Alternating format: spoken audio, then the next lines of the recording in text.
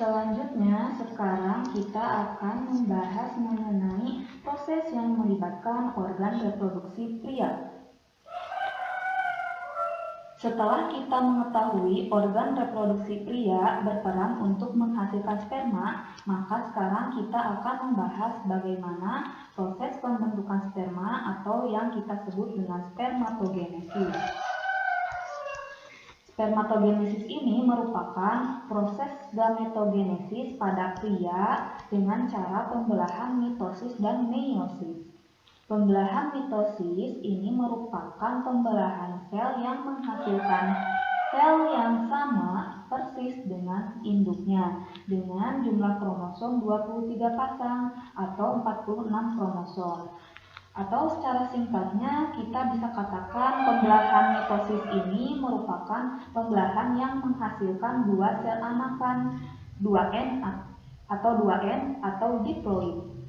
Lalu pembelahan meiosis merupakan pembelahan yang menghasilkan separuh dari jumlah kromosom sel induk. Atau bisa dikatakan juga pembelahan meiosis ini merupakan pembelahan dari diploid menjadi haploid. Seperti yang telah kita bahas, untuk spermatogenesis ini terjadi pada tubulus seminiferus pada testis. Proses spermatogenesis ini melibatkan spermatogonium, sel Sertoli, dan sel Leydig. Spermatogonium ini atau sel spermatozoa berfungsi sebagai penghasil sperma. Lalu untuk sel Sertoli berfungsi sebagai pemberi nutrisi pada spermatozoa, sedangkan untuk sel Leydig berfungsi sebagai penghasil hormon testosteron. Lalu untuk proses pembentukan spermatogenesis juga dipengaruhi oleh yang namanya hormon yang dihasilkan oleh kelenjar hipofisis. Di antaranya ada hormon LH dan FSH. LH ini atau luteinizing hormon berfungsi untuk merangsang sel Leydig untuk menghasilkan hormon testosteron, sedangkan FSH atau follicle stimulating hormone berfungsi untuk merangsang sel Sertoli yang menghasilkan ABP, androgen binding protein. ABP ini nantinya akan merangsang spermatogonium untuk memulai spermatogenesis. Bagaimana sekarang terjadinya proses pembentukan spermatogenesis? Nah, untuk pembentukannya diawali dengan sel germinal atau sel germinal primordial yang dapat membelah secara mitosis.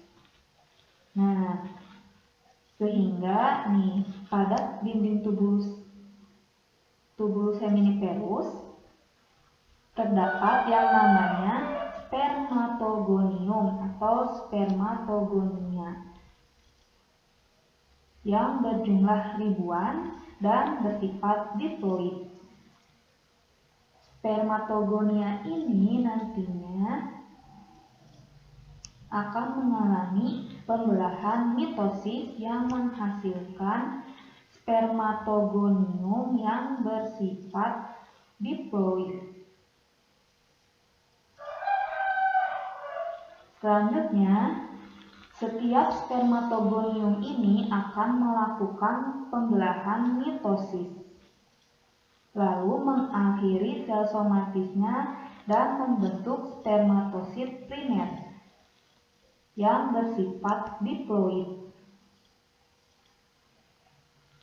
Spermatosit primer ini nantinya akan siap mengalami pembelahan atau melakukan meiosis yang pertama. Spermatosit primer akan mengalami pembelahan meiosis yang pertama dan nantinya membentuk spermatosit sekunder yang terdiri atas dua bersifat haploid. Jadi hasil dari pembelahan meiosis 1 ini menghasilkan spermatosit sekunder yang bersifat haploid atau 1N. spermatosit sekunder ini juga nantinya akan melakukan pembelahan meiosis yang kedua, sehingga nantinya akan menghasilkan spermatid berjumlah 4 ya. Jadi dari 2 spermatosit sekunder ini menghasilkan 4 spermatid. Lalu 4 spermatid ini nantinya akan melakukan diferensiasi sehingga menghasilkan 4 spermatozoa yang matang dan semuanya bersifat haploid.